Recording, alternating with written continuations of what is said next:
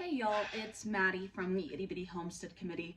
I am overly caffeinated and I stirred the pot over on my TikTok, so I'm gonna do what any sane person does.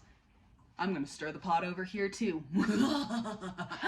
Let's get into line breeding. What is line breeding? Line breeding is inbreeding with a pedigree, and it's something that a lot of top breeders in the ARBA and in the commercial meat rabbit industry do to perfect their line. The problem is in your first few generations of line breeding, you do have problems come to the forefront. That's not because you're creating mutations. Those are already there in your lines. But by line breeding, you bring them to the forefront because you are setting those characteristics in place. The same thing when we talked about genotype versus phenotype in our rabbits. When you line breed, your genotype and phenotype are more set in stone and closer together compared to if you are not line breeding and you don't know the genotype hiding underneath your phenotype.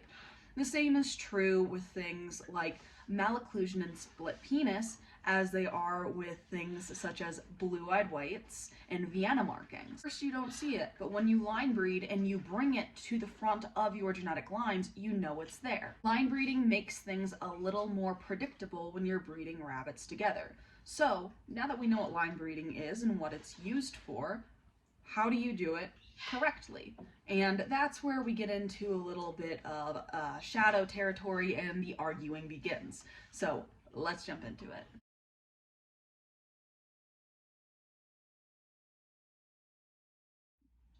Madison, what the heck did you just show me?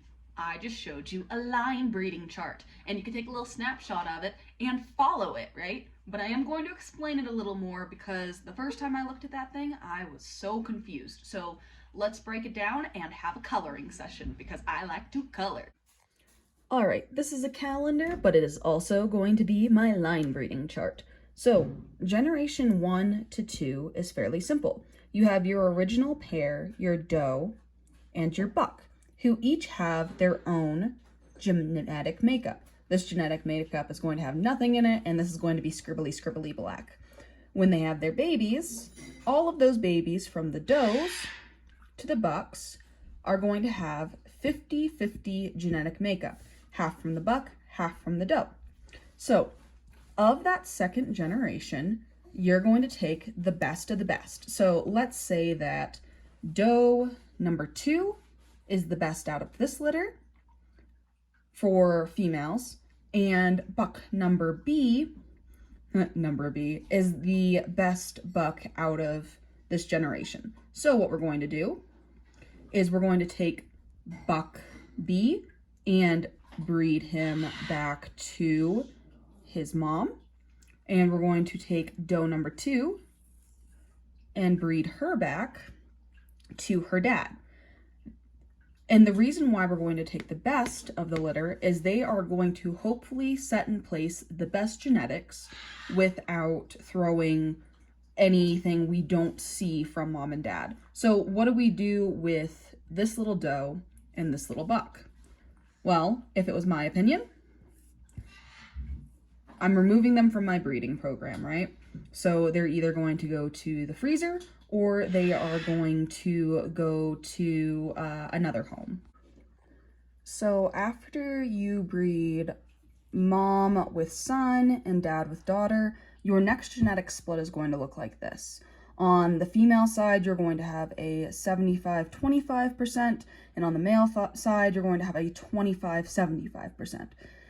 So what do you do next? You're simply going to take generation 3 and breed them back to the previous generation of the one, right? So you're going to take the grandchildren and breed them back to the grandparent to get generation 4, which is going to have an 87.5, 12.5, and a 12.5, 87.5 ratio. And so far, we're just going back and back and back and back and back and back. This is the easy section. Now, I know some people after this generation, they like to bring in an outcross. But if you're following the chart, we're going to get even more convoluted. And that is because you're either going to breed them like this, to where they're going to be bred to each other, or you're going to cross your lines and breed them that way. So the crazy thing is we're only about halfway through the chart when we get to this point. And to be honest, this is where I am stuck at in my line breeding courses, and I have about 5 different lines going at one time. So I do technically have the ability to outcross or to switch around if I wanted to, but I'm still working down this chart.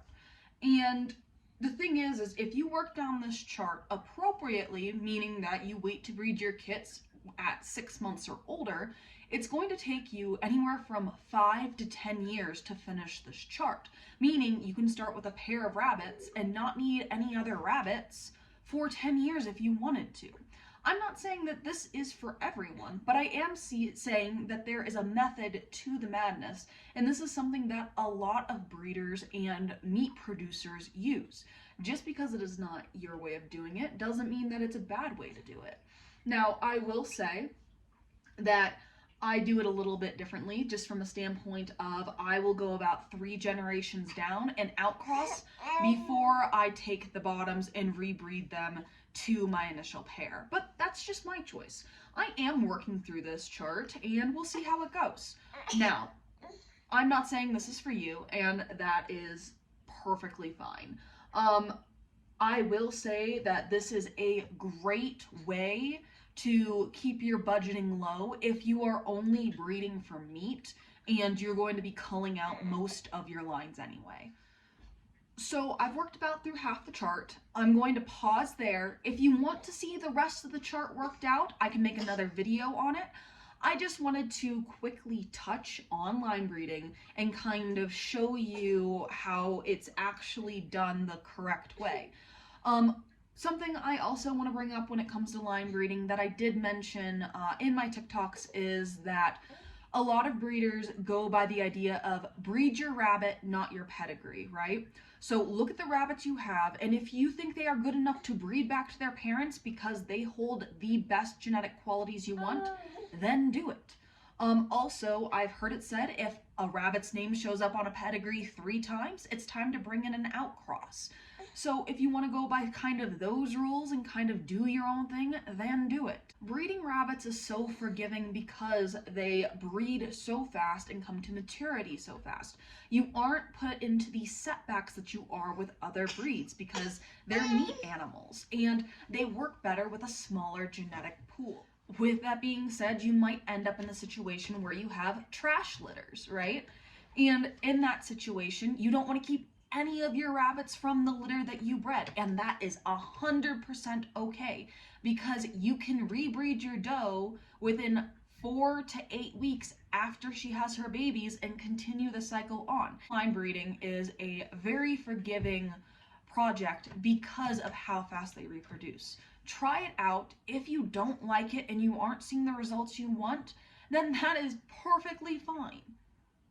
Don't do it, find a different outcross. But if it's working for you and you are following this line breeding chart, then go for it. Don't let somebody who has never touched rabbits before or who has no idea what they're talking about dictate what you do. And also don't let me dictate what you do because I'm just some nerd on the internet who enjoys genetics way too much. So I hope this explanation, was really easy to follow and that you enjoyed this video. I have a sick baby that I have to go tend to who is very, very fussy. Very, very fussy. But anyway, guys, I'll see y'all later and I'll see you in the next video. On Sunday. Bye.